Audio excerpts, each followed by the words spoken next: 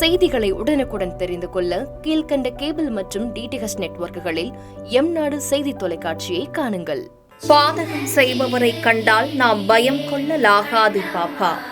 மோதி மிதித்துவிடு பாப்பா, அவர் முகத்தில் உமிழ்ந்துவிடு பாப்பா.